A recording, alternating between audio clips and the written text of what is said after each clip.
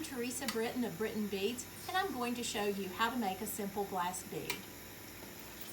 I make my beads on stainless steel welding rods over an oxygen propane torch using rods of different colors of glass.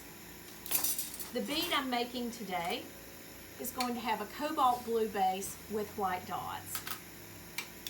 To start, I put my white rod of glass into the flame. I want to slowly heat the end of the rod of glass until I have the very end glowing and molten. When that happens, I take the rod of glass out of the flame, I grab it with my metal tweezers, and I slowly pull a thin piece of glass, which we call a stringer. When I finish pulling the stringer, I melt it off the rod of glass and put it aside to use later.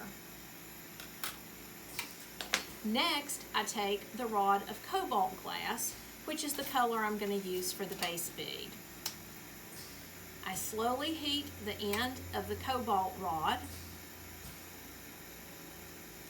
and when the end of the rod of glass is glowing, I touch it down to my stainless steel welding rod, and I slowly turn the welding rod away from me to wind on the molten glass.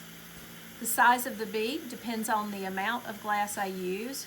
We're making a small bead today, so I'm going to say that's enough glass, and I'm going to melt it off. What I have now is a disc of the cobalt blue glass. I'm going to put this disc into the flame, and I'm going to turn it. So I want to round this up into a nice round bead, but I also want to keep the glass on center so that the hole is right in the middle of the bead. I don't want the hole to be off center. When I have the base bead the shape that I want, and I know that the glass is on center on the welding rod, I can bring that glass out of the flame, but I have to keep turning because as long as the glass is glowing, it's molten, and if I stop turning, it would sag. So I keep turning. When I know my base bead is no longer molten, I pick up the stringer of white glass that I just pulled. I put the stringer into the flame, gather a small ball of molten glass on the end of the stringer, touch it down to the base bead outside of the flame, come up into the flame, and burn off the stringer. And there's my first dot. And I repeat the process all the way around. It's helpful if going into it I have some idea of how many dots I want to make on the bead and where I want to position them. That's strictly a design decision. And every dot is done the same way. Just gather a small ball of molten glass on the end of the stringer, touch it down to the base bead outside of the flame, then come back up into the flame to burn it off. And once I have applied all my dots, I have another design decision. I have to decide, do I want to leave the dots raised as they are now, or do I want to put this back into the flame and melt the dots in? So you see what they look like raised, now we'll melt them in. So again, the bead is in the flame and I'm turning because that glass is going to be molten. I don't want it to sag or droop, so I keep turning to keep the glass on center on the mandrel.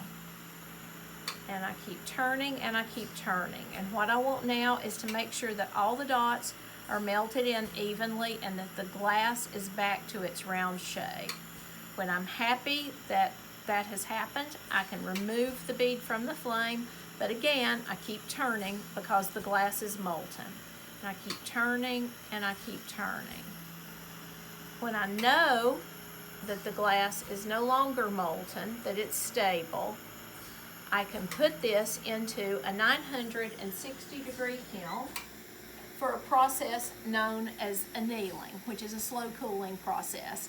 When the bead has cooled to room temperature, I take it off the stainless steel welding rod, I clean it, and then it's ready to be used in jewelry. I hope you've enjoyed this demonstration. Thank you very much.